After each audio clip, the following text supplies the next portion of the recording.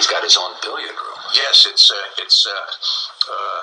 what do you call it, Kramer? The billiard room? No. The name.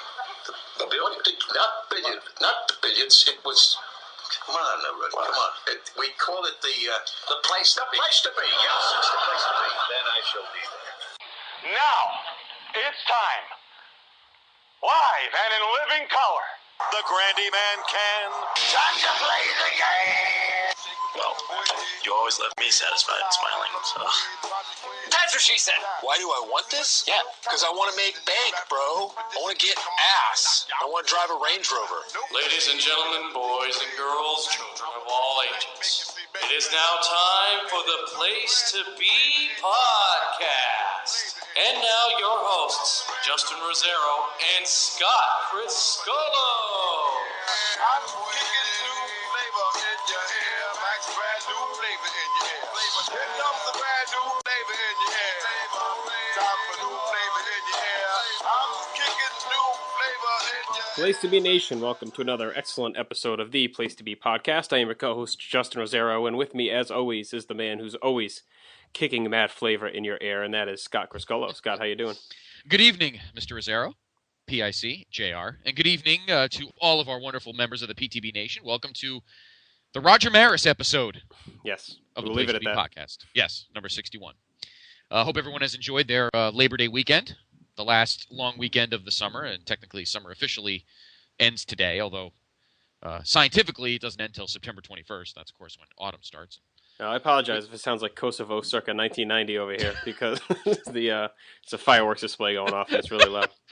To add an inside joke, all we need is our man there, Steve Piscatello, in the tan shirt, and we're all Yes. set.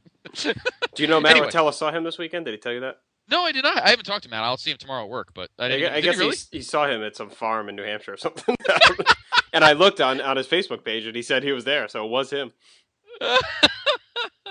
Oh God! Of the most unusual two people on the planet, that all you need is Rich Rubino, and you'll be all set for the trifecta. I can't believe he didn't say anything to him. I was very disappointed. I would have.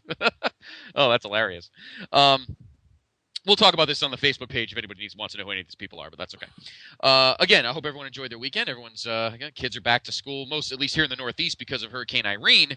A lot of kids were supposed to start school last week, but my goddaughter is starting tomorrow, and most here in the Fairfield County area start school tomorrow. So I guess we are back to reality for a certain extent. But you and I have an exciting month. We'll talk more about that as the days progress. We had an exciting weekend coming up in a couple weeks. So, but tonight we have, as usual, our cornucopia of topics, our weekly headline show, and that includes our first of what will be 17 weekly NFL picks.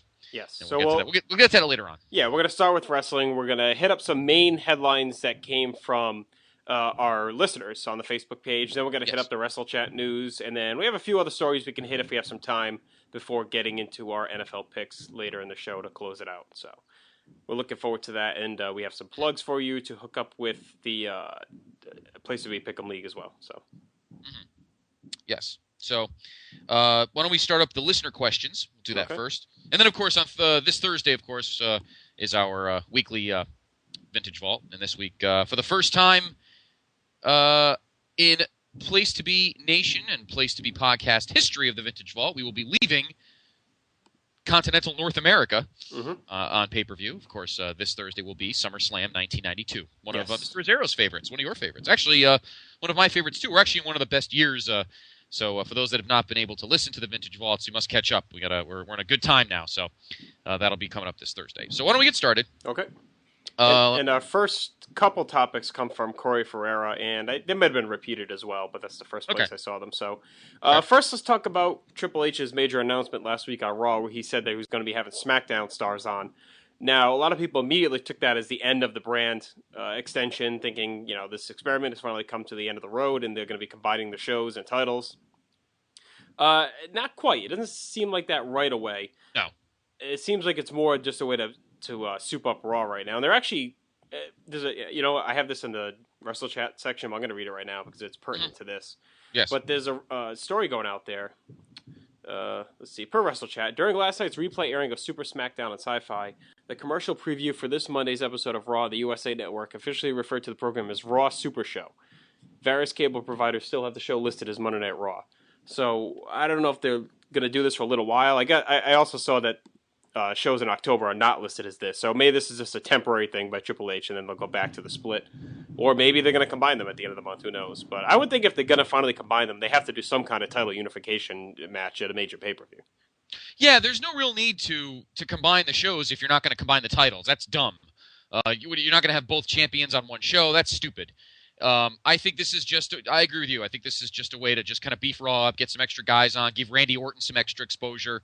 Well, apparently house show business is in the shitter, specifically SmackDown. So that might be part of it, is where they want to try and draw more fans to the houses. But I'm not a fan of combining the shows because I think a lot of guys that are getting time on each may start to get lost in the shuffle. I agree 100%. And I don't know why they think this now. I mean, the house show business has been the shitter for about 5 years now, so it's not really that. The problem they have with the house shows is they're not making them special enough to go. Title changes and that kind of thing. I mean, we haven't had a title change at a house show since 2003. Yeah. So, but even that was just due to injury. It's not like they did it to pop business. Yeah, exactly. For those that are to refer to it, it was when Christian defeated Booker T for the Intercontinental title, and that was only because Booker was hurt. Yeah. That was it. And not counting, weren't there? They did like a tag title change in Australia or some shit. Yeah, they did. Yeah, they did something on one of the European tours. Who swapped it? Show Miz and no, maybe it wasn't. Or maybe it was something along those lines. Yeah, it was something like that. But that was just to kind of give the locals. It was kind of like the whole Ric Flair beating Victor Jovica or one of those weird guys in Puerto Rico or one of those in the '80s, where it was a title change for the insiders, but it never really counted and that whole jazz. But realistically, there hasn't been a legitimate. Well, let's be realistic. There hasn't been a legitimate title change on any house show since what? Diesel beat Backlund? Yeah, I mean, really. Honestly, it's probably the last major one. Yeah, really. So that's the problem with the house shows. They're in the friggin' toilet because they're useless. In my opinion, and part of it too is that you get to see the marquee matches every week on TV. So what do you really? I mean, I know you're getting longer matches at the house show, but it was a bigger deal back in the day when you didn't see these guys wrestle on TV. You had to go out to see these matches happen. Right. Now, not to go off the subject, but I just thought of something interesting. They made the Money in the Bank show in Chicago so special because you got to get a special shirt that nobody else could get. Right. Now, maybe they're thinking that the house shows are more to beef up merchandise. They don't give a crap what's in the ring. Maybe they just want to sell more G-Jaw junk. Yeah, that's possible too. But a good thing that they should do is have something where, you go to a show and you get a cool T-shirt. Maybe they'll make just a little batch of best in the world Punk shirts with Providence or Providence, Rhode Island, September 5th or something, some weird date, something like that. Other than that, the house shows don't mean squat. So the fact that they're beefing up the talent on Raw is nice, but that's not going to help the house show. The house shows need some serious work. Well, I'm sure part of it too is to help the ratings and just overall talent depth. Yeah, to help mix up the feuds a little bit. But I mean, I don't know. I need to see before we can talk any further in any depth on this. I need to see where it's going. Is it actually going to be the end of the split? Is it just a temporary thing? Is it always going to have Raw be built? I mean, the guys have been jumping back and forth anyway over the last couple of years, so big deal now. They just made it official. If they're going to do any kind of unification, I would think it would happen at Survivor Series.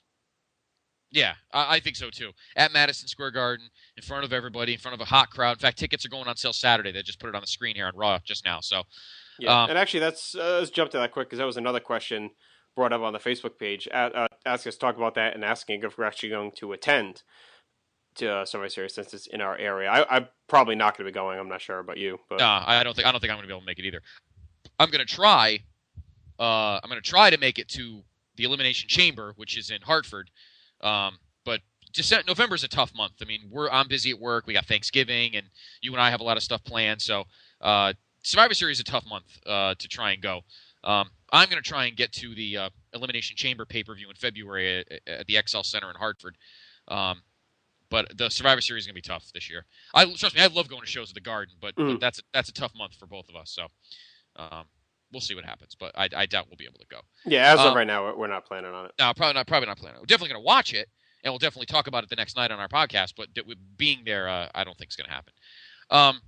So yeah, I think beefing up the show is fine. I think the other thing they really need to think about is attempting to make the SmackDown live on Tuesdays. They got a 2.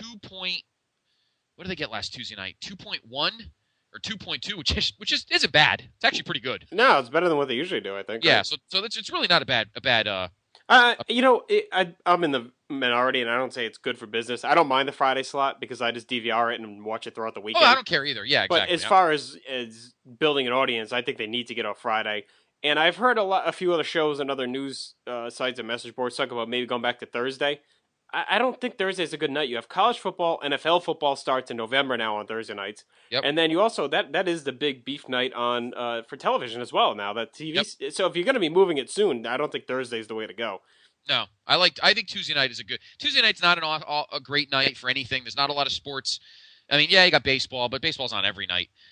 Maybe in October, Division Series and LCS and World Series. You're gonna run into that no matter what night. Yeah, it's not. Everything's gonna get affected by that. But the problem, Tuesday, I think, is a good night for putting a show on. The only thing with Tuesday though is, do you think there's an issue with having your shows all back to back and on pay-per-view weeks back to back to back, and then being out of the consciousness until the next Monday? Like, is that like a lot? You know, is that overkill having those 3 straight nights of wrestling? I mean, would you rather maybe do like a Wednesday if you could do on? You know, what would be a great idea. I just thought of this. Tell me if I'm crazy for saying this. And I'd like to hear our nation members on our Facebook page. What about this? What about doing Raw live on Monday, SmackDown live on Tuesday, and then on Friday night do a 2-hour weekly recap and do hour 1 of Raw, recapping kind of Raw's highlights, and hour 2 recapping SmackDown's highlights. Yeah, you could definitely do something like that. I mean, that could work if Sci-Fi or USA wants to give you that extra time.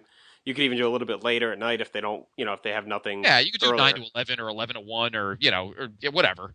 But I think it's a good idea because I really think for SmackDown to really get in a groove, I think it needs to have the same kind of it definitely needs to be live feeling that Raw has, because there's a lot of good guys on SmackDown now, and for instance, we all found out that Randy Orton beat Christian 2 days after what was it, Extreme Rules? Yep. Because it was that would have been great if it was live. I mean, everybody still would have been pissed, but at least it would have been live.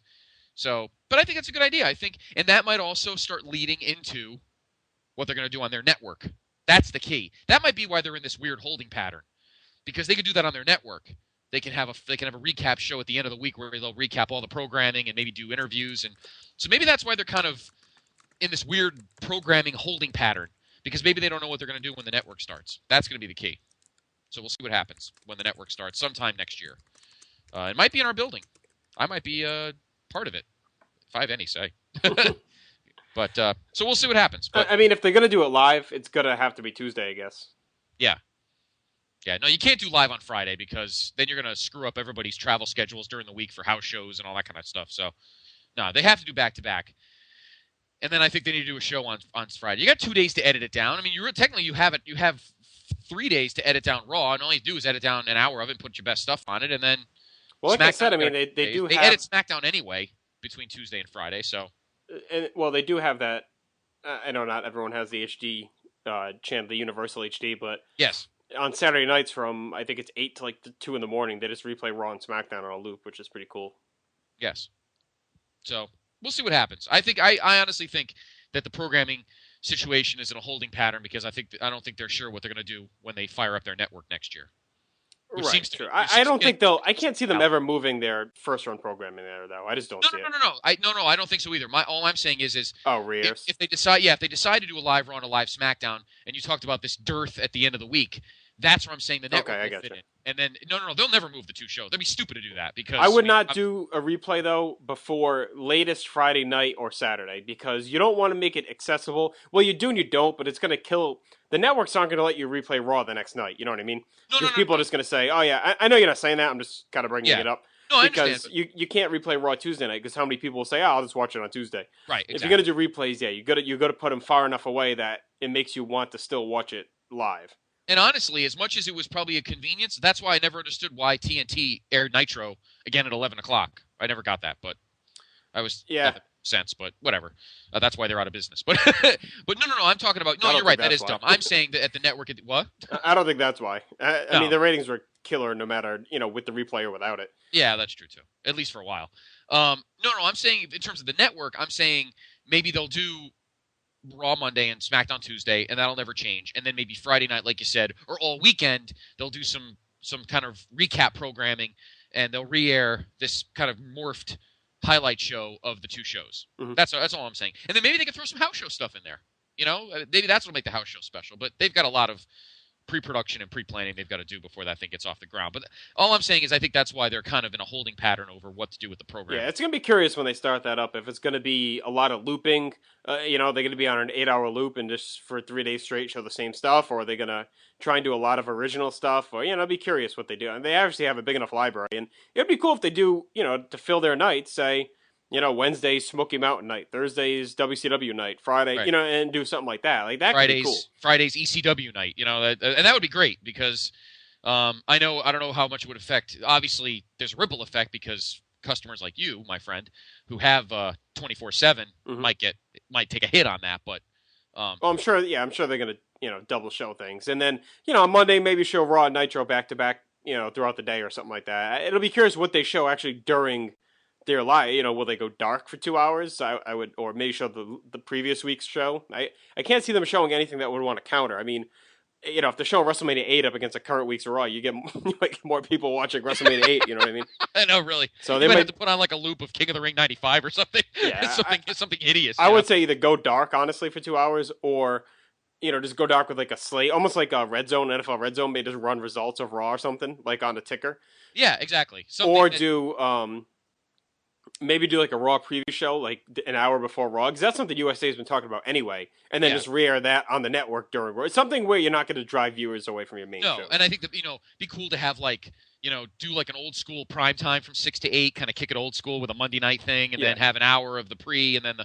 All right, we got to stop because we're going to... we got to... our heads might get too wrapped around this, and you and I might want jobs. So, but anyway, in terms of getting back to the original question, this is not a brand split.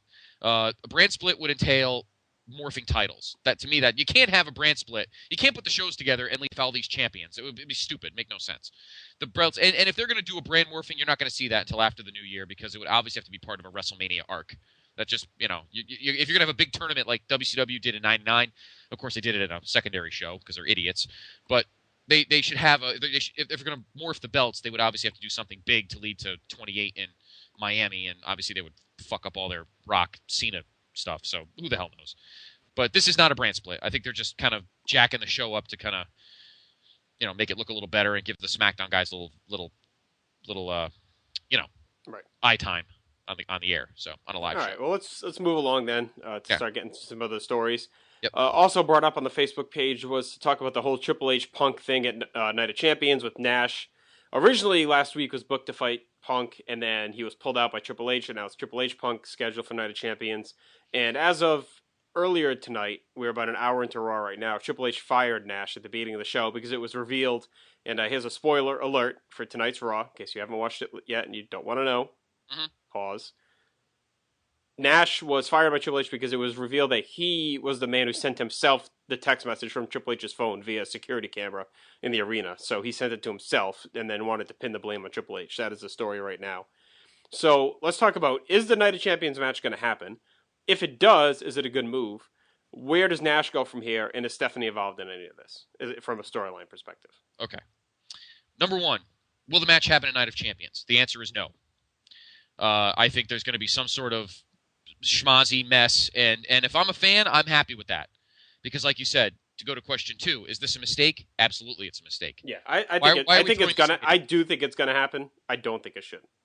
Okay. I have a feeling Nash is going to jump somebody or jump both of them or some kind of crap. And I said it to you when we were just setting up a little while ago before we went on the air. I think that I don't think they're playing the NWO music by accident. Yep. I'll just leave no, that. definitely not. No. They're not. They could easily play the music they played for him when he came out at the Rumble. Instead, they're bringing back because that brings kind of tingles back to the old school fans because that's kind of you haven't heard that in a while and you're always like, yeah. The question is who's out there to bring in. I mean, obviously Waltman is the main one. Mm-hmm. Hall is a no-shade. I can't see them giving him any kind of chance. Absolutely not. I wouldn't trust him with anybody or anything. Now, per WrestleChat, an interesting note. WWE.com has a WCW like Legends, or not Legends, just a WCW Superstar section, and today they added Buff Bagwell to it.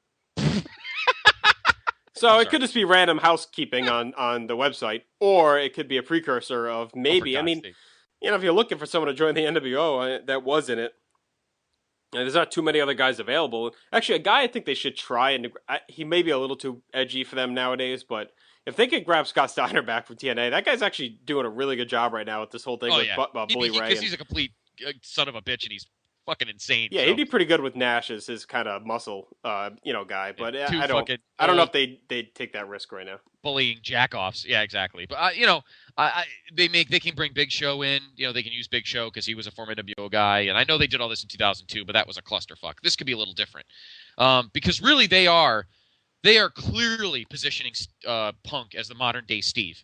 Yeah, sorry, that's definite. Or Rob Hughes. I always get confused who yelled at me about that, but I think they're definitely positioning him as the modern day Stone Cold. So having this kind of cachet of old school guys, I think would be terrific. Mm-hmm. And we'll see what happens. But number one, I don't think the match is going to happen. I think it shouldn't. It should be saved for WrestleMania. But I don't. If it's not going to happen here, then they're probably going to do it a Survivor Series because I can't see them holding to WrestleMania now. And unless they have some kind of sign that maybe Austin will come in to fight Punk at Mania, because that's kind of always been that rumor in the periphery. Maybe that's why they're doing this now, because they figure, well, we're not going to have it at WrestleMania. Probably wouldn't want to have it at the Rumble, because you're probably going to want Punk in the Rumble. Right. So I would still save it for Survivor Series before just rushing it here at Night of Champions, but we'll see. Yeah. What was question 3? Stephanie is still going to be involved in this. I don't know. The other curious thing is up to her. John Laurinaitis was seen leaving with Nash in his limo earlier tonight. So it looks like there's still some tie-in there. For the first time in a while, with Triple H and Laurinaitis involved, and I feel like we finally have some intrigue in these shows, and there has been a lot of questions week to week and some good storytelling with this whole Nash and the cell phone and Punk and things changing. So I kind of like the way they're doing it. On one hand, of course, you like to speculate, but on the other hand, I really don't know where they're going with it. It seems like every week is a new twist in the story, so it's been pretty good on that regard. Yeah, and they do the little hints.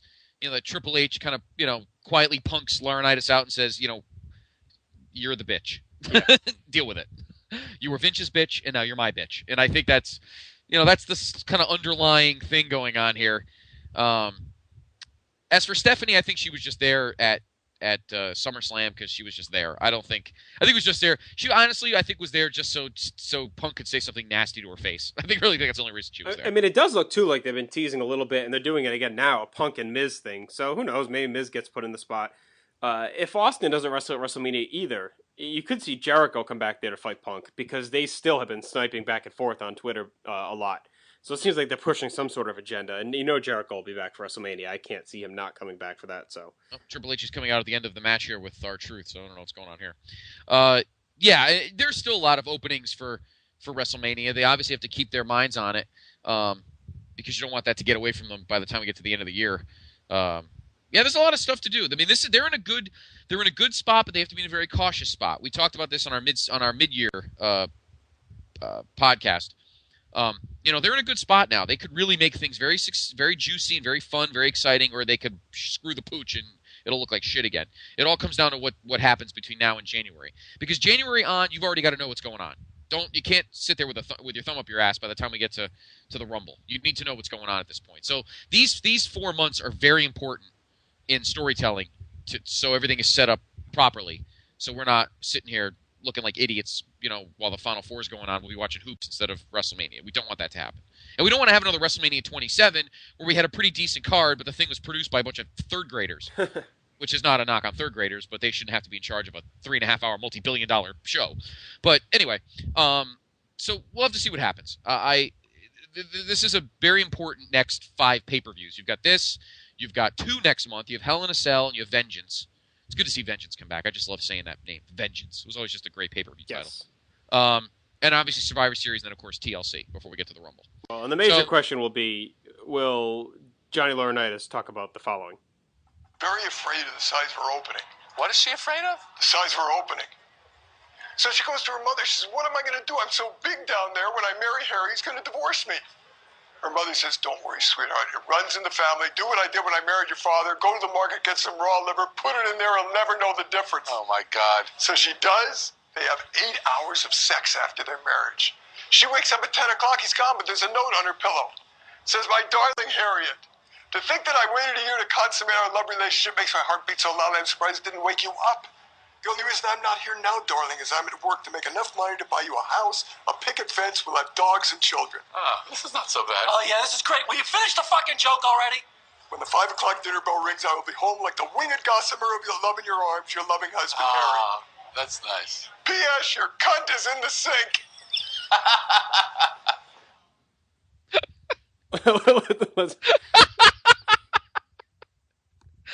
Let's hope he delivers a joke similar to that.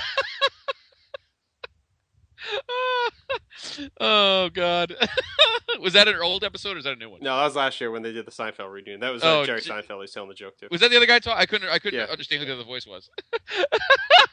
By the way, for those of you who aren't avid watchers of this season of Curb Your Enthusiasm, I mean, literally has been one of the greatest seasons of any sitcom in history. I am imploring you, Scott, that you need to track down this season and watch it. It is literally probably maybe the 10 greatest episodes of any sitcom ever. Oh, okay. Well, phenomenal. I'm ready to start watching it from the beginning, and they're all on Netflix instant. So I'm looking forward to watching it again. So who the hell's that guy? Is that Tyler Rex? The hell did they bring that idiot back for? I think they're just trying to do the chill smack. They did it before with Christian and what's his name, Drew McIntyre. I think they're just trying to show that the SmackDown guys are here. Probably. All right. What did you have the captioning on for that Triple H? Yeah. I didn't see. I was too busy laughing and listening to Marty talk about the liver. But all right, I'll try to find out what happened. That was great. It is a good show, folks, and we're not going to get. We talked about this on a previous podcast. I'm looking forward to have our man Andy Flanagan back on. But yeah, next week is the finale, so maybe after that we'll have Andy out to recap the season. But the next week involves Michael J. Fox, so you know it's going to be some hilarity there for the finale. Oh, okay, all right. By the way, I loved your picture this weekend of your guys doing your little costume thing there of you dressed as Vince and Andy looking like Ricardo Rodriguez. There he is, right there. Yes, I rocked I went to a wedding this past weekend. I rocked the Vince outfit. I had a navy blue jacket, gray pants, and white shirt. It was straight out of Vince. I don't know what, like late '90s maybe. You don't have to be specific on our show, but was it one of Andy's relatives? Yes, it was a sister. I was gonna say because he was wearing a tux, so I thought that was. What is this ad for? Is this the 21st Century guys? Oh, it is. I think. What is this? Oh, it's supposed to be the Stars of the New Millennium DVD ad, I think, on Raw right now. Or a 24/7 ad. By the way, folks, if you have an FYE near you, the channel. What the hell is this? Oh, is this a new? Oh, really? Pimpin' the On Demand? They can't already be pimping the new channel coming. They would have announced that shit in a press release, right? I would hope so. It's got to be on demand. Superstars you love, the events you can't live without. Don't you love this, folks? We're giving you something like live as we're speaking. Yeah, they probably hate it because we're sitting here inside. Oh my God, the WWE Network coming 2012. Holy fucking shit! Wow, we were just talking about it right happening here, folks. Right here on the Place to Be podcast, we talked about it, and now it broke. The WWE Network next year. Oh, that's big time. And it could be in my building. Let's go. You got to get involved in that. Oh, I've already talked to our boss. I'm jumping off my client. I've had enough of football and all right, let's not get you fired. College soccer. But anyway, so Triple H and Punk are gonna go no DQ at Night of Champions. I don't think so. No. But Punk just lost the match essentially by agreeing to. All right, I'm trying to get word from our buddy Derek LaRue. He said if Triple H agrees to a stipulation, if Punk wins, Triple H resigns as COO. Triple H agreed. So. There you go. Triple H will be beating Punk at Night of Champions. No way they're gonna have Triple H resign already. Unless you have to remember this whole Laurinaitis Nash thing going on in the background. That's true. Maybe Laurinaitis trying to worm his way into the position. No, I can't see him taking Triple H off TV as this role already. I don't think he wants to go back to being a full-time wrestler. Unless, maybe he got the itch doing this role and now he does want to go back. I don't know. I can't see them already pulling the plug on this though. I don't either, and I don't want. I like seeing being his number one guy. I like seeing other people like him. I don't want to see people hating him again, and me having to defend him on every message board in the universe. So, who knows what'll happen? But yeah, so we'll see. That kind of throws a wrench in the mix now. Now it makes the match. See, that kind of sucks because it makes the match almost predictable now. So, all right, let's move on from that quickly because I do want to hit a lot of these other stories, and this is something I am really, really pissed off about, and I know a lot of other fans are dying. At our last headline show, I told you my feelings about Matt Hardy and how tired I am of him and how everyone keeps pandering to him, and we're all sick and tired of his bullshit.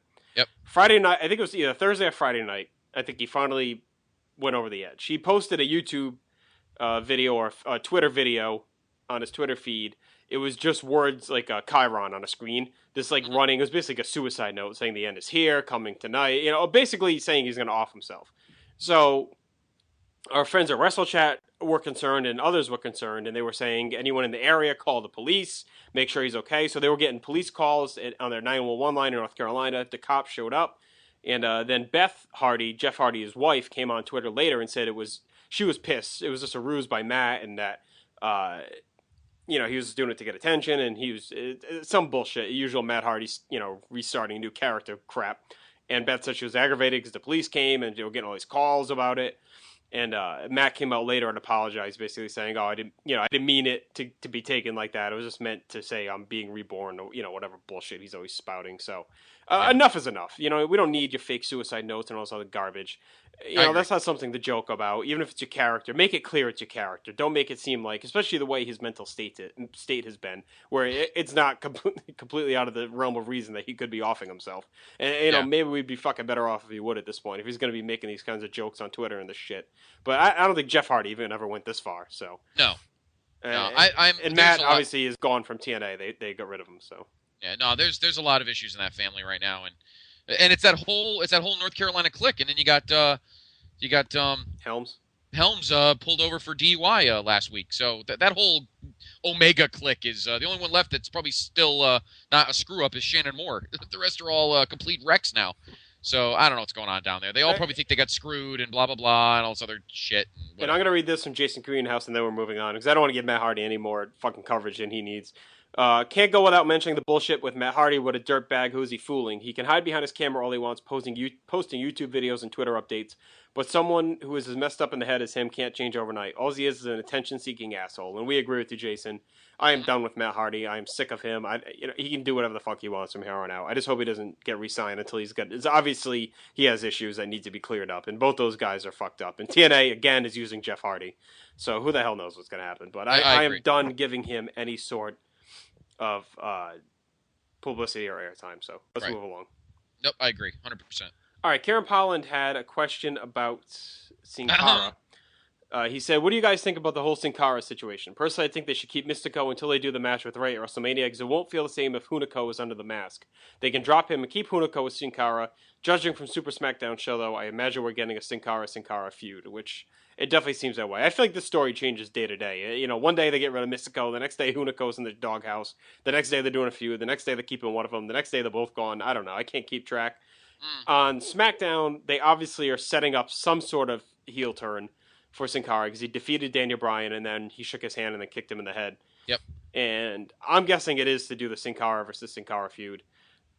The Hunico was kind of on their A-list for a while, and then he had that really bad SmackDown a couple weeks ago where they had to retape the match because he botched a bunch of things. So, they want to be in bed with Lucha Stars. That's what you get. That's the type of action. I know they're so over the top with wanting to, control things and have that sort of control over it. But, if you want to have Lucha Stars, you're not going to have aces like Rey that are going to nail the crispness and the ability that he has. A lot of these guys are a little sloppy, are going to botch spots, but that's what comes with the territory. And what are they doing right now with Zack Ryder? This is. It's almost like some vignette that keeps. I guess he's going to get T-shirts that say "Broski of the Week." Well, that's been going for a while, yeah. But I'm trying to figure out why he's involved with Jerry Lawler here. I don't either. But they're showing all the YouTube episodes and Long Island IZ and the Internet Champion, which I think is that's a pretty cool looking belt. I wonder if they got Reggie Parks to actually make that belt specifically. Well, Joey Styles did a story today on WWE.com saying should they actually have an Internet Championship like they used to have the TV title and have him defend it like on Superstars and stuff. I think they should, and I think they should use the YouTube channel as a as a platform for it, and then fans can vote opponents and vote feuds, and I think that'd be fine. I think it'd be great. I think it would work. Still makes no sense. Well, I'm just glad they're giving him something. Hopefully it's something substantial. I'm trying to find out right now why he's involved with Lawler. I don't either. One of our crack staff. I have the franchise on it. So. Oh, okay. I do like the belt though. I think it's pretty cool. Apparently he's teaming with King against Otunga and McGillicuddy. The crowd's going bonkers. They love the guy. Just keep using him, for Christ's sakes. Just keep using him. Yeah, he's definitely over it. Oh, look at that. And he's recording his entrance, so he can probably play it on his next show. So good for him. This guy's busted his ass long enough and to get himself over. And like we said I was listening to one of our old shows. I think it was from July or late June or early July. We talked about Zack Ryder for a while, saying how much money they could have made off his shirts. How much money do you think they've missed out on between June and now that they could have made money on his shirts? I know, exactly. Absolutely. I think the logo on the front's a little big, but it's still a pretty cool shirt. King said he picked Ryder because he has more personality than the two of them combined, Otunga and McGillicuddy. Well, you know what? He's right. So, all right. So, what's your take on the Sin Cara thing, and then we'll hit the Wrestle Chat. It's a clusterfuck. And you know what? Huviko, not Huviko. What's it? Not Hunico. Hunico. Thank you. He has no one to blame but himself. If he didn't get busted for the wellness policy and had to leave, and then this whole thing would be no problem, and it'd be just him. Now, the Ray thing, who knows about this? We talked about this when he got hurt. Ray may not be back until maybe late February, early March, and that gives you, 5 weeks before WrestleMania? That's not enough time to do the whole mask versus mask thing. It's not a definite that he'll be back by WrestleMania. Exactly. So, I don't know what you're going to do with that, but maybe it's not like Sin Cara's been here long enough where two Sin Caras would be a great feud. It's not like Undertaker versus Undertaker, no matter as crappy as the match was. You had to give Taker a little cred for 5 years before you could do something like that. The guy's been here, 3 months? And you're already going to it's honestly happening. So it's actually obviously happening. Yeah, so I don't know. I think it's a mess. But if it brings good matches, then no one's going to care. That's why and we've talked about this on previous casts, the whole thing with Daniel Bryan losing matches. No one, as long as he's looking good and he doesn't lose the Money in the Bank, I think everybody's fine. So as long as the two of them put on good matches, then that's fine with me. I just think it's just ridiculous to have this Sin Cara versus Sin Cara when he's only been around for 3 months. So that's just my opinion. Well, it depends on how long they do it. They could drag it out for a little while and just have him be heel, and then maybe a Survivor Series, the other one comes out and they do it then. So, it might be a little bit longer to let it build. I don't think he's going to come out this week and get in his face. Right, yeah. So, I would think not, but we'll see. So, I'll be curious. Maybe they'll rotate. Yeah. 1 week will be one of them, the other week will be the other. That'd be interesting. So, it's something to keep them busy, hopefully, until May. And then I'm sure they're hoping Ray's back by then. And if not, maybe they bring in another... Wasn't there another guy that was talking about bringing in Averno, I think, from Mexico? That was one of Mystico's rivals. So yes, maybe they bring him in. It's amazing. 14 years after, Zack Ryder got the pin.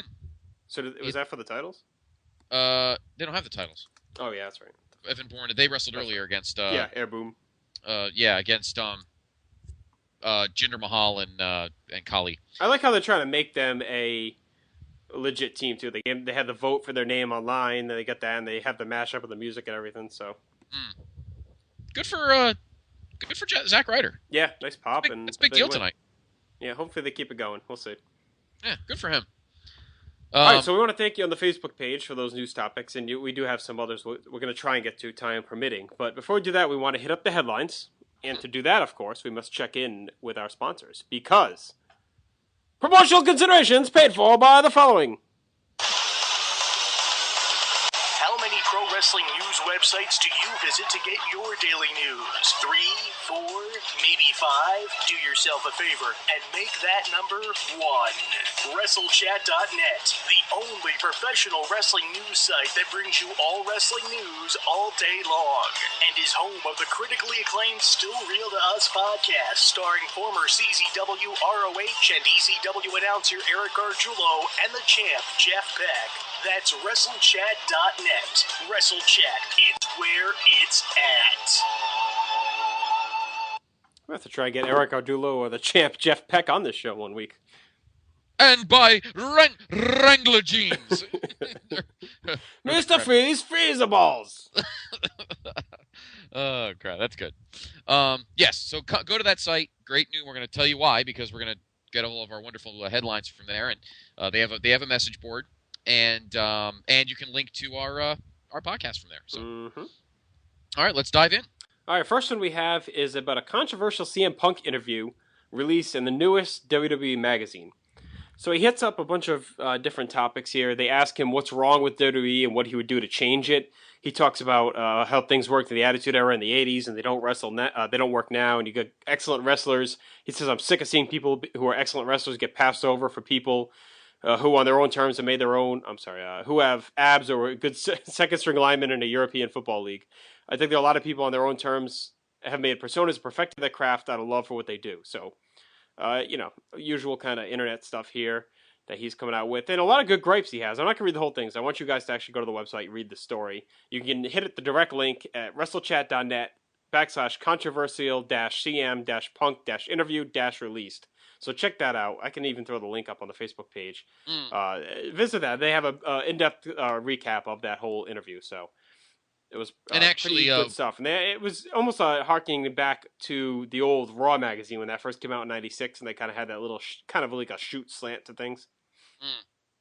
Yeah, and he actually is asked a question about the belt, and he actually gives some love to your beloved Winged Eagle. Very good. Of course, he says Winged Eagle is, although he says Winged Eagle is a little redundant. Aren't eagles winged anyway? That's pretty good. But yes, it's a good interview. I'm just kind of perusing it right now. I haven't had a chance to really read the whole thing, but definitely read it. It's pretty good. Definitely worth reading. All right. The next story regards Randy Savage's possible Hall of Fame induction. This one starts with Lanny Poffo recently participated in an interview with Slam Wrestling to address his late brother, Macho Man Randy Savage. Poffo was asked whether WWE has reached out to Randy for induction to the Hall of Fame and what his feelings were on the matter. Yes, we talked about it, Poffo said. As a matter of fact, what he was. Remember when the Von Erichs got in the Hall of Fame? That was the first time he mentioned it. My father was still alive. We celebrated his birthday, and at this point, my father was coherent. He says, the Von Erichs are in the Hall of Fame. I'm not going in ever into the Hall of Fame unless it's the Poffos, Lanny, Randy, and Angelo. That's what he said. We didn't cremate him against his wishes, and we're not going into the Hall of Fame against his wishes either. Poffo also commented on WWE releasing several products featuring Randy. I think it's fantastic. Did you see the interview he made for Mattel Dolls? He said, it looks just like me, not now, but then. He got a big pop at Comic-Con with this video when he made that self-deprecatory joke. I thought it was phenomenal. He made a joke about himself and that didn't look like him anymore. And there's a full interview link there. So yeah, I'm a little confused though. Is he saying? I guess he's saying Savage said that, right? Not Angelo. So he's saying unless they all go in, he's not going in, and it seems like Landy's going to honor that wish. So unless they relent and put the whole Poffo family in, I'm not sure if we're going to see Macho Man in the Hall of Fame. I don't see why they wouldn't. Why not? I mean, no. What do they get to lose? You might as well put them all in. Yeah, who cares? You're going to have Landy there anyway to accept, most likely. So yeah, so just put them all in. Whatever. Who do you have induct Savage?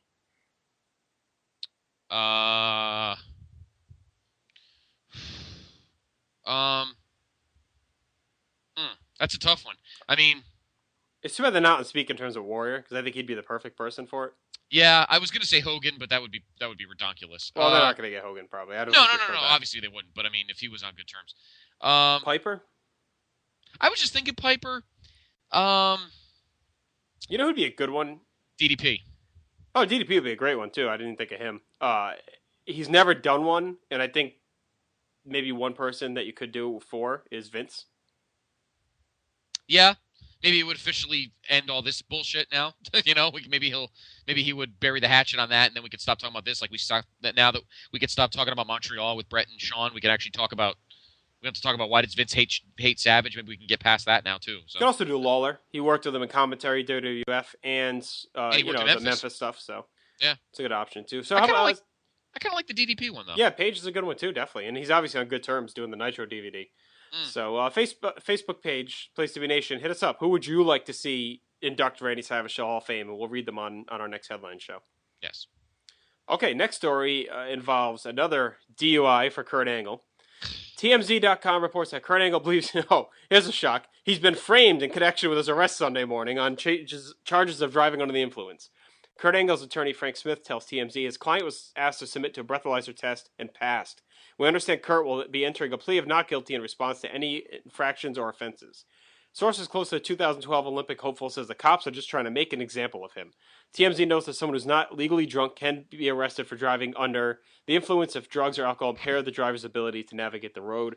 The TNA World Champion was arrested in Virginia, taken to Warren County Jail, posted a $2,000 bond. So he's a champ right now? Yes, yep. So more antics for Angle. And also going off of that, he was bitching on Twitter lately about the being ranked number 30, whatever the fuck he was, on the top 50 ranking list that they did. He was like mouthing off and saying what a joke the that PWI? was. Oh, the DVD? Yeah. Well, that sucked anyway. I mean, for Christ's sakes, he put Hogan at 21. But he was like legit angry about it, like really going off on it. It's like, come on, it's a kayfabe disc. If you were there, he'd probably be top 5, Yeah, he should, yeah. Just come back and everything will be fine, Kurt. Well, I don't know now if they're going to want him back. I guess they're saying there might be a lot of heat on him within TNA finally, too, for this, because they just put the belt on him and now he's doing, gets busted. He gets busted for DUI, so. Yeah. I don't know. Come on, Kurt. Get your head out of your ass. Seriously, you've got too many fans.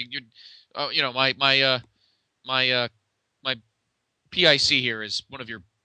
He's probably the guy that you have at your number 1. Come on, make him happy. And make all your fans happy. And now another thing too. It's like that is totally blanked out. I had a point I wanted to make. Enough too with the frame. It's Boy You Cried Wolf with him. Everything's always framed, or Twitter was hacked and everything else. It's like, even if he was being framed, who the fuck's gonna believe him? Because he always denies everything. Right, exactly. And then last week he had that other thing too, where he came out and said Dana White had made an offer to him for UFC, or been calling him, and Dana White said it's bullshit. So who knows? Yeah, it's getting out of hand. It's absolutely getting out of hand. So come on, Kurt, get your head out of your ass. We love you. You're one of our favorites of all time. Come on, clean up and get out of TNA and go back to where you belong. Yeah, is Heath Slater actually getting a match against Randy Orton? Good God. This is what I like about the whole SmackDown thing, though. The comedy, if there is any plus to having all the guys on both shows, I like this kind of harken back to old school territories and other promotions where you'd have these random, a high level guy giving this kind of guy like this. They did this a lot in 2000 with Triple H as champion. Give a lower mid-card guy a match, and you make him look good for a little while, and then you beat him, and you can put the champ over strong, because it doesn't matter if a guy like Heath Slater jobs, but you make him look good in the ring, and I kind of like that they're doing this stuff. We'll see where this match goes. I mean, how many people still remember those matches Triple H had with Taka and Rikishi? Those were random episodes of Raw he had, and those were both excellent matches that made them believable. Those guys could hang with the champ, and it was still a good win for Triple H. So, that kind of stuff works, and it's memorable. Yep, just like the matches that Stone Cold had with Jericho and Benoit in 2000. Well, those guys were upper. Higher, but yeah. I'm talking, lower mid-card. I know Rikishi was a little bit higher than that, but that was when he was just starting to climb. So, know where that started from. That started. That goes back to Brett and 1-2-3 Kid on Raw. Yeah, just stuff like that. Brett used to do that stuff all the time, and they did it a lot. Like in '96, he would fight Tatanka. When Tatanka was kind of a lower level guy, and or Brett and one of the head shrinkers that, back in '93 they had matches with that. Just stuff like that where you have a guy that, could give him a run but isn't really a legit threat, but you still have a decent match. So exactly. I like that kind of stuff. But, all right, next news bit, and this is just more of a fluff piece, but I found it kind of funny. In the October issue of WWE Magazine, Mae Young was profiled and tells about a promise Vince McMahon made to her if she turns 100 years old. I plan on wrestling when I'm 100. My grandmother lived to 113, so I figure I can make it to the ring when I'm 100. Vince promised me a match with his daughter Stephanie and his granddaughter Aurora Rose when I'm 100. I've got to live to see that. So I don't know how old let's see. Stephanie, how old is she now? I didn't say. I could find out though. 80. Well, let's do the math. She's gonna be older than Stephanie is. All right, Mae Young is 88. All right, Stephanie is what, 30? I think she's my age, so 30 or 31. 30 even, and Aurora Rose is what, 5? No. Yeah, 5? Was she the first unborn? Yeah, she's the first. So was that like 2000? It was 2006 because it was during the first DX run. So she's barely 5. Yeah. So that means years, that Stephanie would be like 40. I'm sorry, Stephanie's 34. All right, so that means that Stephanie would be about half your age. 40. Yeah, so she'd be like 12, and then and then Aurora Rose would be 18. Yeah, why not? What the hell? It'd work. They have 3 kids? Triple H will... Yeah, all girls. Aurora Rose, Murphy. What the hell's the second name kid? Yeah, Murphy something, and then she just had the third one. She hasn't... I don't think she's... Did she have it yet? Yeah, Vaughn. August 24th last year. Yeah, so yeah, all girls. I thought they only had 2. I didn't realize they had 3. I'm sure they're pissed because Shane has the one boy, so... And I'm sure regardless whether Vince is pissed at his son or not, at least he wants a grandson to... whatever. Not bringing... We don't know what's going on there anyway, but... Yeah, 3. Don't worry about it. All right, let's move on to the biggest story of the weekend on the social media front. I don't know if you're up on any of this whole Diva thing that went down. WWE.com, they had a writer put up a story about how the Diva division needs saving, how it's a mess, like just basically ripping all the Divas and putting over Beth and Natty, saying that they're going to take over and save the division that needs saving. And it started a fucking shitstorm on Twitter. All of the divas started sounding off. Mainly the Bellas really went off. And then Beth and Natty kind of fired back in defense of themselves. And then Punk got involved too, saying, hey, why don't you all stop fucking crying? They're giving you this front page story to help build an angle on TV. Maybe you should be appreciative of it. So Beth, I have her thing here. And then if you go to the Facebook page, I linked to the actual story. And then there's a whole conversation there about what various divas were saying. Beth said it's not the Divas division that needs saving, but the whole WWE universe. Myself and Natty are on a mission to make you change your minds. As long as I can remember, I've worked my butt off and been underappreciated while the crowd adores Kelly and Eve. I'm tired of looking and being the best and being passed over time and time again. I'm done asking for approval and just getting started, proving my point. Divas of Doom. Most of all, the universe will listen because we will make you listen. So I think the whole thing, I think the whole thing is just an elaborate work, obviously. The Bellas seem legit pissed, but I think it was all just part of the storyline, and it's good. I mean, they're really doing a good job pushing this storyline, and I like the stuff with Beth and Natty, and I hope they keep it up. And like I said, it might build to eventually them squaring off with Kong, but I thought for sure Beth was going to win the title at SummerSlam, but maybe it's for the best that they didn't have her win right away so they could continue to build the heat on them. And Zach, I didn't give it more of a push here. FaceTime with Cena. I know. He gave Cena sunglasses. He says Cena's a broski. Tell you. I think this is awesome because unfortunately, what this whole battle is pretty much what's going on. What everyone's saying about the division anyway. It does suck. And you know what? The Bellas should just shut up. All right, they're terrible, and they're not even that good looking. They're worthless. So they. I mean, like I said, I think a big part of it is that they are. They got to be in on it. I can't. Well, I would think they are. I mean, they'd be stupid not to be. I mean, obviously, they obviously are. But it's funny because that's what everybody's been talking about is that the Divas division, other than Beth Phoenix and Natalya, sucks. I mean, they got rid of. They barely ever used Gail Kim, who was great in the ring. Everybody else is just hideous. So it's funny that kayfabe or not, they're talking about something that was being talked about by the fans anyway. So it's interesting. But I kind of like that. It's a good way to get the, using social media. We talk about this extensively here on the Place to Be podcast. It's a great way to build stuff up. That's why I think getting back to what we were talking about earlier, I think the Zack Ryder Internet Championship should be used as something legit. I think it'd be fun. It gives the fans something to do. Get them involved, Just being so dull. You have nothing to lose anymore. There's nothing to lose anymore. This isn't 1997. TNA is unwatchable crap. So there's nothing to lose anymore. Just have fun for once, for Christ's sakes. And stop being so serious. Just have fun. Try things. Experiment. That's the point. So do something funny with it. Do these Twitter feuds and stuff on the internet. Use the YouTube channel for something. Just have fun with it. Stop being so serious. You have nothing to lose. I think that's ultimately what the management at Titan Towers has to finally figure out. You have nothing to lose. Mm-hmm. Okay, yes, fans go up and fans go down. That's just the way it works. But they're not going to watch TNA unless they're drunk. Maybe they'll watch our good friend John Walters and Lucha Libre. But they're not going to go to that extensively as their only source of wrestling viewership. They're going to go to, they're going to stick with here. The universe is the universe. And I don't mean to sound like a shill for the company, but just have fun with it. Just have fun. Get the fans involved. All they want to do is just be involved. And don't make it like this, don't make it like the Taboo Tuesday bullshit where all the voting is rigged. Right, make it real, and I think so. I know I went off on a tangent, but the point is that this is great. This is tremendous. And if you could do this for the Divas division, for Christ's sakes, you could do it for anything.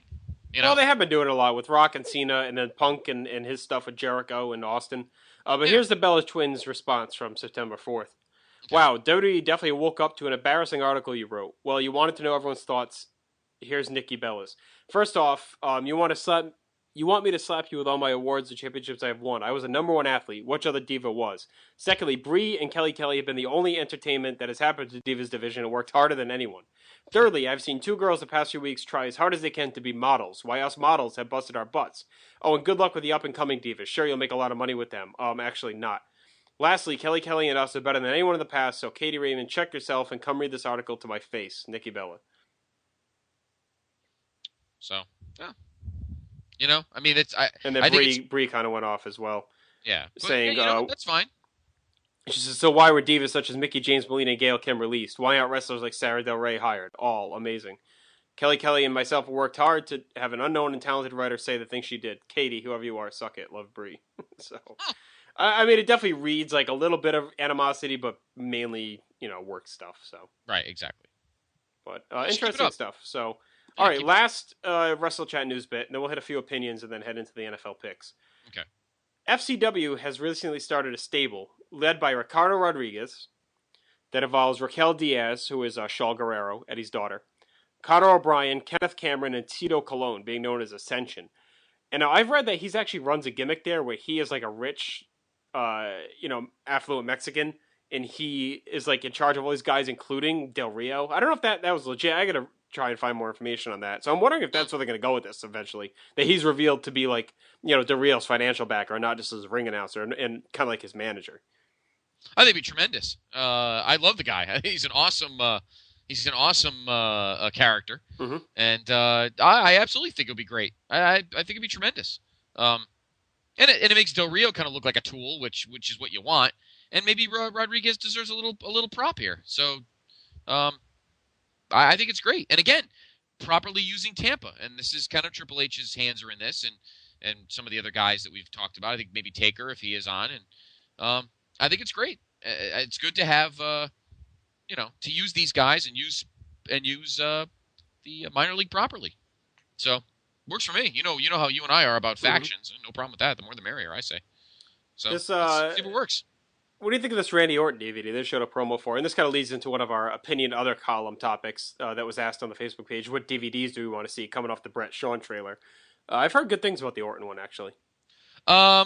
I'm not going to buy it right now because for me, it's not the doc. When it comes to the compilations, and I said to you earlier today, I was at the FYE at the mall, a little up 95 north here in Connecticut, and I bought the Superstars the 90s DVD, and I bought the Cage DVD, both on sale.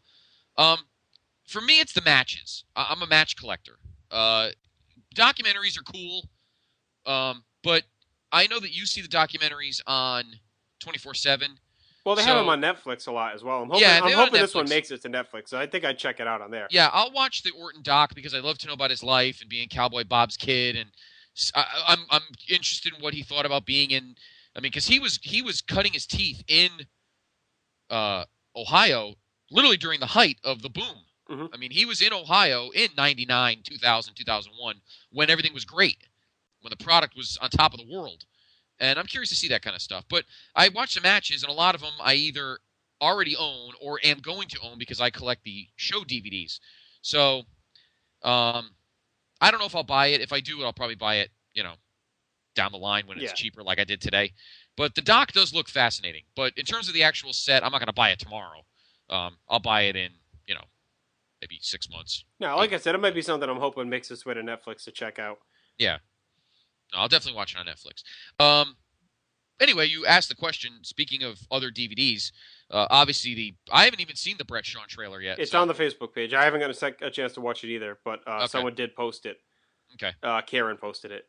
The Hot Scott. So check that out back on Saturday. Yeah, but I mean, I don't even need a trailer. You saw it. You saw it. Well, yeah, you don't need it to buy it anyway, but you also saw a lot of the filming of it. So. Yeah, I saw. They shot the interview in our building because WWE. For those that know, I refer to it a lot. WWE actually rents space in my facility down in Stamford. So, and it's not the WWE building. It's in our transmission facility. But so I got to watch a good portion of the Brett Sean interview, and it's great.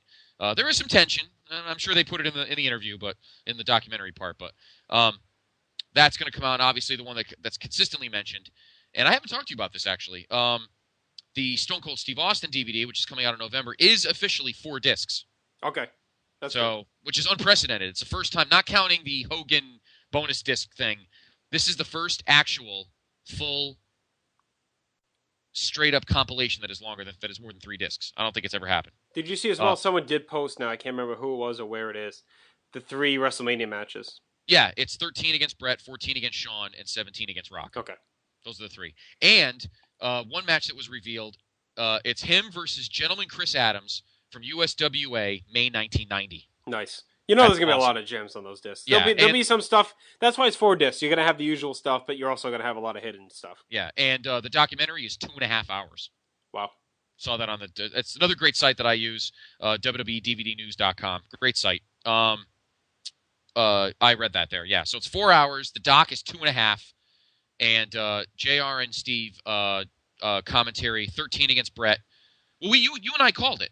We knew it was going to be 14 against Brett. We knew 13, 14 against Shawn, and at least one of the 3 Rock matches. Right. And they took 17. You're right. So, yeah, it makes sense. The biggest of the 3. You know, the one in Houston, and that made the one I was curious about. The only difference is I would kind of like to see. I would have liked to have seen them do the 19 match. Yeah, because I would like to see what was going on in their heads that night. But I guess we have a lot of that from the Mania special. The Mania of Mania, yeah, whatever that was. But the documentary is going to be ridiculous. I think it's going to be incredible. Speaking of hidden, I'm sorry, go ahead.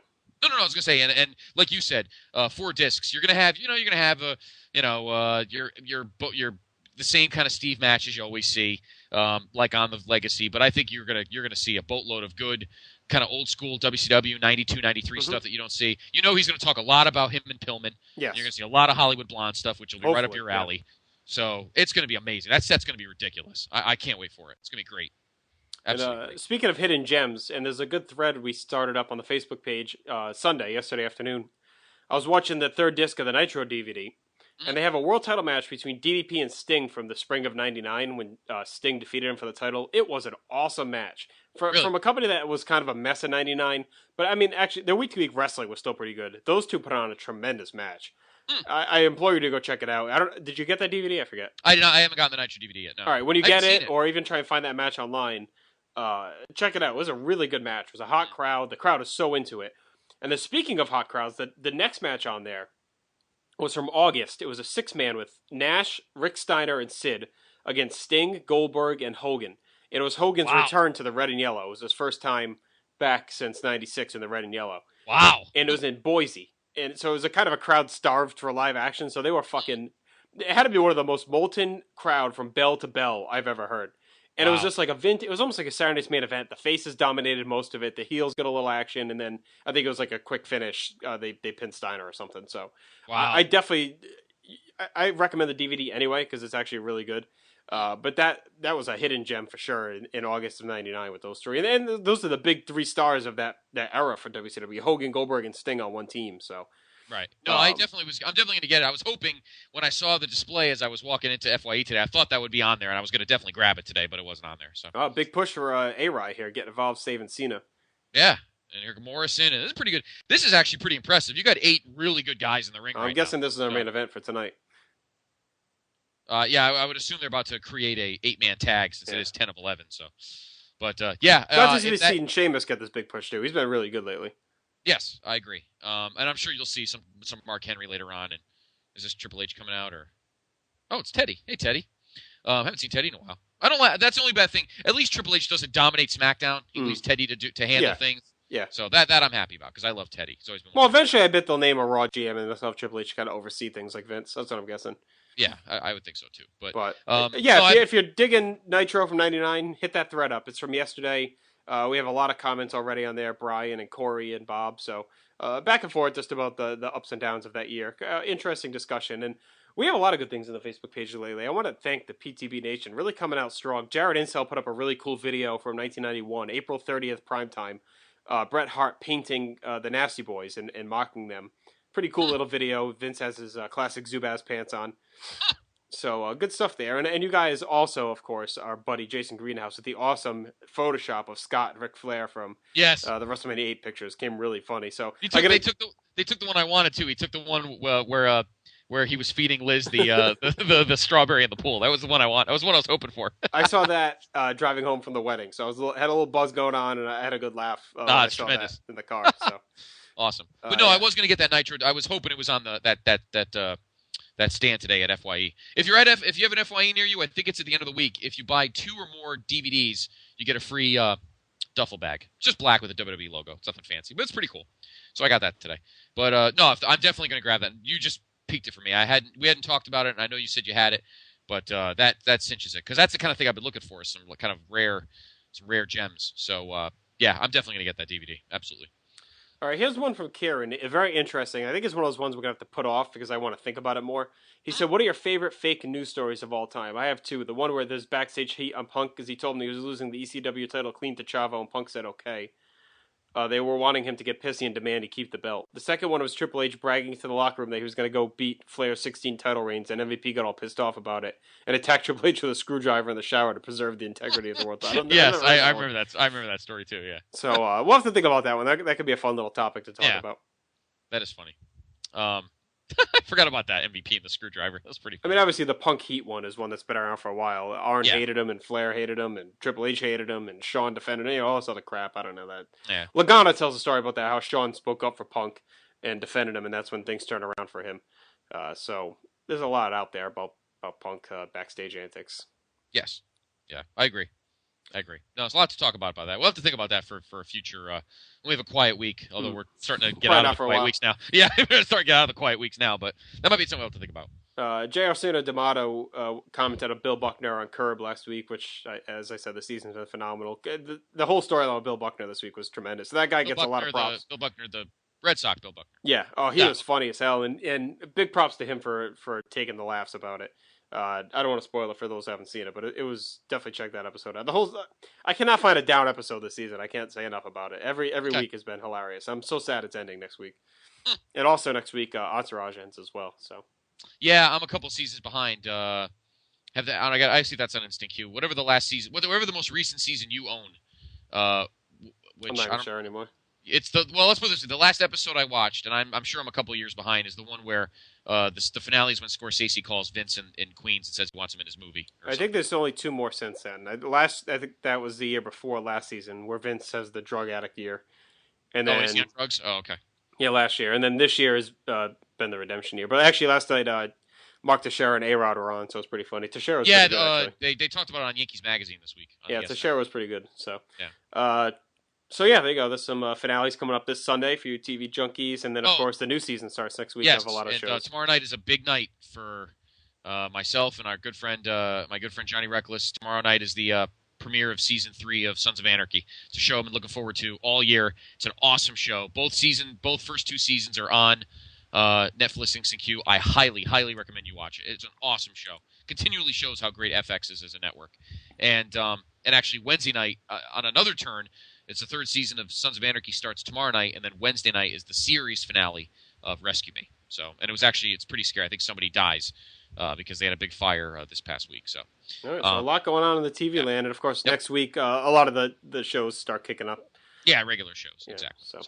Also, let's quickly talk about this before we get to the NFL stuff, and that is coming up 2 weeks on September 17th, the Millennium Wrestling Federation live in Melrose, Massachusetts. Yes, that's right. You and I will be in attendance, and hopefully our buddy Andy's coming, and I think Rob Houston may be making the trip as well. Oh, there we go. So him and I can have our scrum. Yes, we'll be recording that. And our friend, the Mad Stepdad from the Place TV message board, may be meeting us there as well. Oh, nice. Good. So, and hopefully our buddy John Walters, who is competing against Low Key that night, that is the big match on the card. So we're looking forward to that. And he's hoping to be able to set up a few quick interviews for us too. We're going to bring the manual recorder and hopefully get some cool interviews for you guys. And also, we may, seeing how things go and if we have a few drinks or not, maybe we'll do a little post show in the car on the way home, kind of talk about how the show went. So, Tony Gurria was just added as a enforcer referee, guest timekeeper for Slick Wagner Brown against Brian Fury. If you go to the MWF Super Site Facebook page, they've been updating it. Paul Bearer is going to be there, the Boogeyman, Tony Atlas, Carlito, Abyss, and as we said, Low Key against... Well, actually, I think Eddie Edwards is going to be in the house. Oh, nice. Well, it'll be good to beat him. I'm sorry, no, wait, that might not be that show. Oh, okay. I'm sorry, this is their online TV show where they have archives. Oh, okay.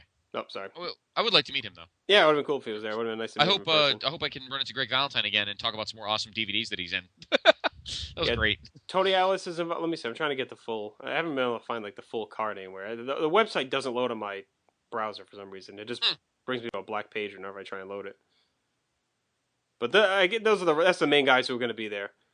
So definitely, if you're in the area and you want to see some live wrestling, Ox Baker, he's going to be there as well. Oh, awesome! I've always wanted to meet that guy. I cannot wait. Looks like we might get a chance. I'm hoping.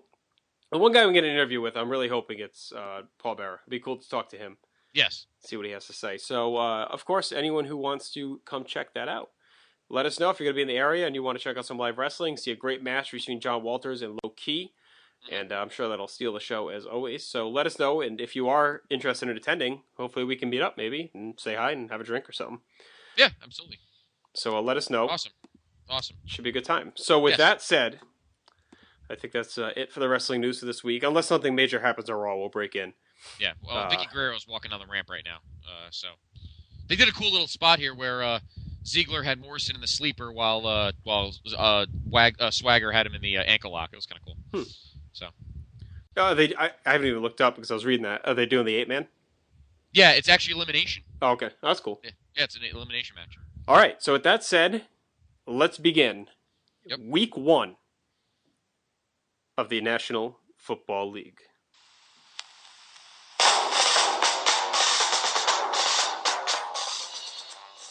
So we are going to go game by game, make our picks. No spread or anything like that. This isn't for any gambling purposes, just for fun. Yep. We're also going to say the biggest Week 1 matchup. We're going to give our upset special, where we're each going to pick an upset. And we're going to give our lock of the week as well. So those won't count for any extra points. I want to do those for fun. But we are going to keep track of these. And you can join us as well. The link is up on the Facebook page. Derek LaRue posted it today. If you check that out, on the Place to Be message board. He has the Week 1 picks up already, so you can get in on that. You just make your picks right on the board. Also, he has a bonus where you pick the game of the week that he chooses each week. He's going to pick the tightest matchup. If you get that right, you get 2 points. And then for a bonus point, he's going to do a different category every week. So this week he's got which quarterback will throw the most yards. So interesting stuff there by Derek. Please join us and go head-to-head with me and Scott. Should be a lot of fun over on the message board. So with that said, Scott, I will let you dictate the pace here. Okay. As a good heel, too. And we'll make the All right. All right, let's go around the country. And we'll go spot by spot, stadium by stadium. Obviously, being Week 1, we begin at the home of the defending world champions this Thursday night from the mildly tepid tundra of Lambeau Field in Green Bay. Can't say the frozen tundra, at least for the first, 12 weeks of the season. But we have the last 2 world champions meeting one-on-one Thursday night. The New Orleans Saints and the Green Bay Packers. My friend, what do you think? Tough call here. I think both of these teams are going to be good. As we talked about last week, I have them both in the playoffs this year. I think Green Bay is going to be so emotional coming off the Super Bowl win at home, and I think they get the win here. Now, I'm not counting out that New Orleans could come in and shock them with a little bit of a hangover creeping in. New Orleans certainly has the talent and the horses to go up there and win, but I think that Green Bay crowd is going to be so amped, and the team is back and loaded, so I'm going to take Green Bay here. But New Orleans will be heard from before the season's over. I concur. I like Green Bay in this game as well. It's going to be very close. Maybe a touchdown. I think the Packer defense will make a big stop late on a Drew Brees drive, and the Packers win. So I as well like the defending world champions in their opener. Okay, let's move on to Sunday. There are 8 1 o'clock games. We will begin at Soldier Field in Chicago, where the Bears will host the Atlanta Falcons, our world championship pick. And I got to go with the Falcons in this one. I think they're going to come out strong. The weather's not going to be a factor. And I almost picked Matt Ryan to have the most yards this week, but I'm not going to. He's going to be close, though. But I'm not sold on Jay Cutler yet. I have to wait a week to see what kind of chemistry Chicago has on the field. I'm taking the Falcons. Okay, I'm taking Atlanta as well. Like we said, I had them win at least like 13, 14 games. I think Chicago's going to have an up and down year, and it starts here. I think Cutler throws a couple picks to that Atlanta D, and Atlanta gets on the board and takes control of the NFC South with New Orleans losing. So yes. All right, so we both take the Falcons. We move on to Cleveland Browns Stadium in Cleveland, where we have the Battle of Slow-Ohio in Week 1. The Cleveland Browns host the Cincinnati Bengals. I was flowering them with praise in the preview last week, and I'm going to back it up. I'm taking the Browns at home this week. I think Colt McCoy is going to play well. I just don't like anything I saw in any of the preseason games from Cincinnati. I'm taking the Browns at home. Yeah, at some point we'll disagree, but it's not here. Cleveland at home, definitely. I think Cincy, as we talked about in the previous show, I don't know if they're going to win a game. They have a couple in Week 4 and 5 where they could get it done. Their defense is good, but I just don't think they're going to have the offense to get it done, at least until Andy Dalton really, if he gets his feet under him and can take control of that offense, which isn't a given. So at this point, I think Cleveland, who's got a pretty good defense, puts the pressure on Dalton. He may force an interception or a fumble or something like that, and they'll take control early and then just kind of salt it away and win that game. And then they'll be the team, I think, that gets a little overhyped early on. Right.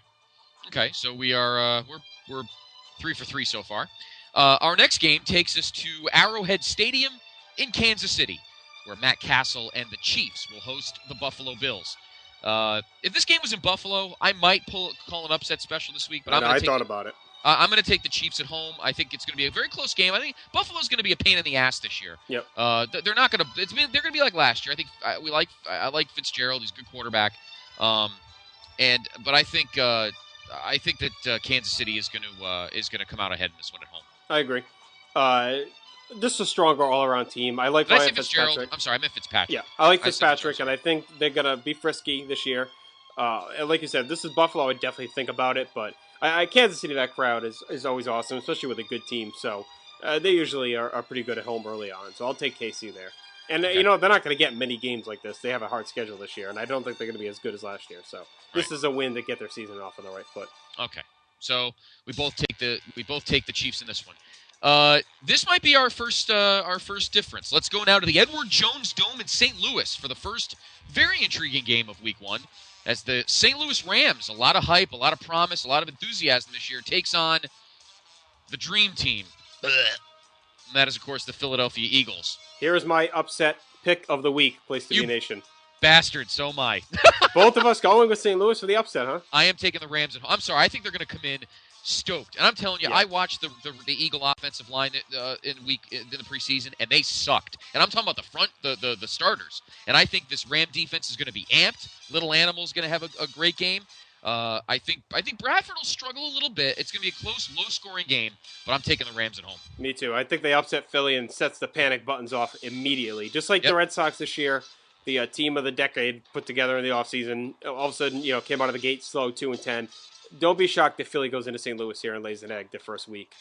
Vic will probably play pretty well, but I think they'll have some chemistry issues early. Now, of course, we're probably both going to look stupid when Philly puts up 45 on them. But I'm going to take this. I looked at the other matchups, and this really I thought was the best potential for an upset. So we'll both take St. Louis then as an upset. Put that down as the upset special for both of us. Okay. This is actually it's going to be another intriguing game. Two teams that are on the rise in 2011 from Raymond James Stadium in Tampa. We have the Bucks hosting the Detroit Lions. Both of us said that they could have up seasons. We both think that Detroit could make the playoffs. This is a tough one, but you know what? I'm going to take Detroit on the road. All right, now hang on. I need to call you out on this. You have Tampa finishing second in that division. Where are they getting these wins if they're not going to win at home against Detroit? Well, Detroit's got to make the playoffs. You didn't have them in the playoffs, did you? I think I did. Maybe you had them in the playoffs. I had them in the playoffs. Okay, you went in the playoffs. I'm just saying you had Tampa just missing out on that division. So I'm just asking you out of curiosity. You got to have these wins coming from somewhere. And by the way, the Yahoo pick distribution amongst all the people picking Yahoo games has Philly 90% taking that game. Good. Well, we're the 10%. You're right. You made me change my mind. Okay. I thought maybe Detroit could, but I do have to give Josh Freeman his props. So I will take Tampa at home. I'm taking Detroit only because, like I said, the wins need to come from somewhere for these teams. I was just a little surprised because you were pimping Tampa so highly. If they're at Detroit, that's one thing. But yeah, I could see Tampa pulling out a late game with Freeman's magic. But I think Detroit, they usually play well early, while Stafford's healthy. And then when he gets hurt is when they fall apart. So I like them here to win that game. But it'll be a close game. It'll be a good game. Probably one of those early games that's overlooked but ends up being very good. Yes. Our next game might be my lock of the week. From Everbank Field in Jacksonville, the Jaguars host Tennessee. Chris Johnson, I'm not sold on Tennessee. We talked about it. We talked about it in the on our preview show. I like the Jags in this one. Okay. I'm going to take Tennessee. So you're taking Jacksonville as your lock? Yes. Okay. I'm going to take Tennessee. Hasselbeck, just like Stafford, plays his best early in the year before he gets hurt. Chris Johnson should be ready to go for that game. I do not like Jacksonville at all. I was very vocal about that in our preview show. So I'm going to take Tennessee there. Not super confident enough to make any kind of lock, but I think they'll win that game.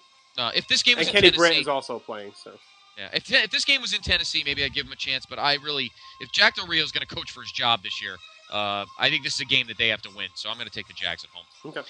Our next game on the 1 o'clock slates takes us to, this is the game of the week. Easily the game of the week. We go to M&T no Bank doubt. Stadium in Baltimore for round one of the fist fight. That'll be the Ravens and the Pittsburgh Steelers. And this game early has a lot of meaning. It's not even just that it's going to be a great game. As we talked about in the preview, I mean, this could really tip the balance of who wins that division and gets a first round bye. And I predicted it. I predicted it on our preview, and I'm saying it now. Ravens win at home. I'm taking Pitt on the road. I think they're just a better team overall. And I think I think they're going to sweep the series, to be honest with you. Okay. Well, we said in reverse because I have Baltimore sweeping the season. Even if they split, I think Pittsburgh wins here. I just think they're the stronger team coming out of the gate. Okay. All right. Well, there we disagree, but that's probably the game of the week in terms of competitive teams. No doubt about it. Let's see. And that was it for the one more 1 o'clock game. Yep. And this is a huge game, Not a big game. For one team. From FedEx Field. I'm sorry, from Reliance Stadium in Houston, we've got the Houston Texans, another team with high expectations, taking on the Indianapolis Colts. I am taking the Texans because it is clear that Peyton Manning will not be playing on Sunday. No. And I just can't stand Kerry Collins to save my life. So I am taking the Texans at home. I'm taking Houston as well. Like we talked about, this has to be the year they get it done. Manning's probably going to miss at least a couple games. They already told him now don't practice at this point. So I can't see him being back before a week like 3 or 4. I don't know when their bye is, but I'm thinking he may be out until then. Which is, tough for them as a team. So we'll see what they can do. And if Houston can't win it this year, I don't know when they're going to win it. Exactly. So they're the early games. We have 4 o'clock games, and we'll begin at FedEx Field in Washington. And these are the games I will be missing because I have a softball doubleheader at 4 and 5. I'll be at the bye, so I'll definitely be watching these games. The Redskins host the New York Giants. Both teams kind of troubled right now. The Giants having injury issues, but I still think they're the better team, and I like them on the road to beat the Redskins. Yep, agreed. Okay. Next, on to Candlestick Park in San Francisco, where the Jim Harbaugh era begins Sunday as the San Francisco 49ers host the Seattle Seahawks. As much as I despise Pete Carroll with every fiber of my being, I think the Seahawks go in and win that game. I like Seattle. I am taking San Francisco here. Okay. If it was at Seattle, I'd pick Seattle. I think Seattle's going to have one of those split years where they go 7-9 when they win, 6 of their 7 at home or so, or whatever. They go 7-1 at home and 0-8 on the road. 0-8 on the road or whatever. 0-9, whatever the fuck it's going to be. 7-1 or 0-8, yeah. So I think San Fran, for all the talk they get for being such a bad team this year, and they're going to be. I don't think they win more than a few games, but I do think they have to feel good here with Harbaugh and Alex Smith while he's healthy and Gore while he's healthy. I think Gore will run amok in San Francisco. So I'd take the Niners over the Seahawks. Okay. Next, on to... I have a feeling this is going to be your lock. Wait, I'm sorry, no, we're at the next game. Qualcomm Stadium in San Diego.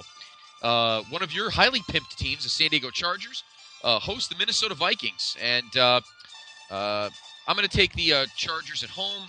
I think it's going to be a good game. It's going to be a high-scoring game. I think you're going to see Minnesota's offense play surprisingly well, but I think Phillip Rivers and the Chargers eke it out in the end. Yep, that is who I am going with as well, San Diego. I don't think it'll be that close. I think they'll run up on Minnesota. I think Minnesota's going to have a hard time getting McNabb into that offense and getting everything settled down. And I think before they know it, they're going to be like 1-4, and then they'll finally they'll be that team that comes on late and kind of is a pain in the ass for teams. But right. I think early on they're going to have their struggles, especially starting out on the West Coast. Tough trip. Right. San Diego plays well during the regular season, plays well at home. So, okay, one more 4 o'clock game.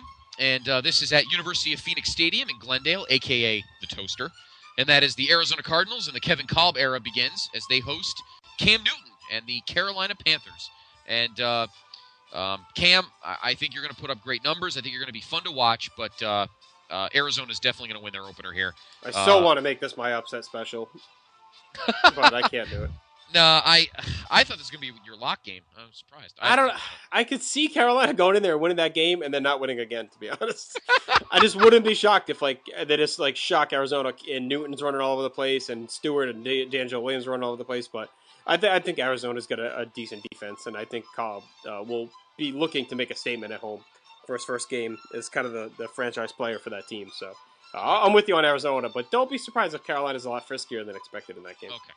All right, that is the day games. We now move on to the NBC Sunday night game, and this is where, my friend, you and I will bet a footlong at Subway for this one. The New York Jets, the JETS Jets host the Dallas Cowboys, and I'm only doing this because this is nothing. Honestly, and maybe if I'm copping out, let the Facebook Nation attack me. regardless of what pick'em I do, it doesn't matter who the opponent is. I always pick the Cowboys. It's just how I am. So I'm picking Dallas, but the Jets will probably blow them out. I don't know. But I'm just picking Dallas because they're my team. I just do that. I pick them every week, and that's just because I've been doing that for the almost 30 years that I've been a Cowboy fan. So yeah, I'm the same way. I always take the Jets. So I believe they can win pretty much every game. Well, let's just say this: do you think this will be a good game? You think it'll be close? I think it'll be close early, but I think the Jets pull away in the second half. Okay, all right. I think Romo gets frustrated, and I'm big on Romo this year. I'm big on your whole offense this year, and your team. You know that. I think Romo gets frustrated throwing against that Jets defense. I think he struggles. I think these are my picks either way. Either Dallas wins 17-13, or the Jets win like 35-10. That's what it's going to be. I can't see the Jets losing. I just can't see the Jets losing at home opener on 9/11. Fired up with this whole revamped team. I don't know. I think it's going to be a tough assignment for Dallas. This was a tough draw for them to come in. They should have given this game to like Buffalo or something. I agree. But I think it's just I think they wanted a team. I think NBC asked the NFL to give them a high-profile team. I still think that they should have put the Giants in this spot. I think it was pretty dumb to put. Put the Cowboys here. They should have put the Giants here. Giants and Jets here. Yeah, easily. Yeah, but I think they wanted to have a villain in this game. If you have the two New York teams, who are you rooting for? That's true. Well, no, you don't want to do that. You don't want to put a game the Jets could possibly lose. No, and who's more hated than the Cowboys? You know what I mean? That is true. I agree. All right, so there's your Sunday game. You could have put Philly here. That would have been a big draw. That would have been awesome. And I would definitely. But they don't want you to hate Vic, so. I definitely would have picked the Jets. All right, let's do our two night games. On Monday night, the only time of the year that there's a Monday night doubleheader. We begin at Sun Life Stadium, home of WrestleMania 28, and home of the Miami Dolphins, and they host the New England Patriots. I don't see this game, and I love Tony Sparano, but unfortunately I don't see this game being close at all.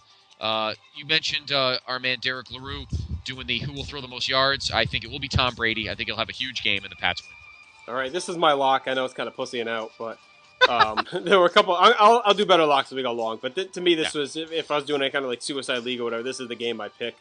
The Pats are going to destroy them. I have a few Miami fans that are optimists, and I kind of can't believe my ears the things they say, but I think Chad Henne is not going to look in this game. No. For my tiebreaker score in my Yahoo League, I'm picking this to be 38-9. That's how big of a thrashing I think this is going to be. Okay. New England's D is going to be much improved this year, and I am also picking Brady to throw the most passing yards. So the only thing that'll stop him is if they pull him out late. Right. So yeah, exactly. And our final game of Week 1, the second game on Monday night, which seems to always be one of these three teams. It's either the Raiders, Broncos, or Chargers. Some combination of those three teams. This year, it is at Invesco Field at Mile High. Actually, I'm sorry. It is Sports Authority Field at Mile High. Oh, there you go. What? I'm surprised it's not going to be a Dick's Field soon. Sports Authority Field at Mile High. The Broncos host the Oakland Raiders. You know what? I have them winning the division, so I can't pick against them. I'm taking the Broncos at home. Oh, I wanted to pick Oakland so bad just to spite you, but if it was at Oakland, I'd be taking them right now, honestly. But Denver, I think, at home. And Kyle Orr and that whole system, they have a new coach, but the team around it is pretty much the same. So I think they'll have a lot of chemistry in Brandon Lloyd and Noshel Marino. And look for Marino to have a big year with John Fox at the helm. I think they'll run a lot. So, so there you have it. So we have a few differences and same upset special though. I picked a few underdogs. I think we both did. I have four underdog picks. Yeah, there's some tough games. There's some tough games to go against this week. It seems like the matchups Week 1 are very straightforward. There's not a lot of. I think the one game where you and I are both gonna be crossing our fingers and toes on is that game with the Rams and the Eagles. I'd like to think we were pretty smart this week, but you always have the thing in the back of your mind that Vic will throw for 200, rush for 200, and that game could get hideous. But I don't think it's gonna happen. I really, really we both love Spagnuolo, and I think home game. That dome's going to be jacked and loud. I think Bradford is a guy that doesn't get rattled easily. No, and I think we both think the Rams are going to win that game pretty close. So. And that'll be the wake up call to the league about how good the Rams are. So there you have it. There is Week 1 in the books for us for NFL. And next week, once we get into the season, not only we'll do our picks, we'll probably do a quick recap as well. Just kind of the big games, the big happenings from the week before. Right. So a lot of these headline shows are going to become a little more football heavy than wrestling heavy. So just a heads up to you wrestling fans. We gave you a lot of wrestling news over the summer. We're still going to keep it in the headlines. Don't worry. All major stories and other news because we're going to keep the Wrestle Chat thing going. Yep. But you have to be patient with us as far as the other topics that we may not get to right away. We'll also keep doing the pay-per-view previews as well. So we're going to keep you busy. But stick with us, and we'll hopefully continue to deliver the content you expect. Yes. But it is it's pigskin time. And just a quick recap, week 1, the first weekend of the college football season. Very happy for my beloved UNH Chargers. Come from behind, 35-32 overtime win on Saturday over Westchester. Big win. But on the flip side, Notre Dame looked hideous on Saturday. What was that, huh? Later. Five turnovers, 3 of them inside the South Florida 5. And I knew that Dane Christ was not the guy to be a quarterback. That's just hideous. A 3-point loss at home to South Florida. Inexcusable. Other games, Oklahoma won easily, top number 1 in the country. Alabama won easily. We talked quickly on the SummerSlam show, but what about the TCU game? Unbelievable. 50-48. Robert Griffin III. Baylor is a team to be reckoned with in the Big 12. Absolutely. Boise State looked good in beating Georgia. Yesterday, West Virginia and Marshall played a good game. Tonight, Maryland, and I know it's the state flag, but did you check that tonight? The Maryland-Miami game on ESPN? They're playing no, I haven't. Field. Maryland is wearing the state flag as their uniforms, which means the helmet is split in half. That's the weird. Uniforms are cut. It's just the weirdest looking thing. It's like it's giving me epilepsy. But they're playing. It's the Randy Edsall era, the former UConn coach. UConn won big this week. They beat Fordham quite handily, 35-3. And before we go off the air, I want to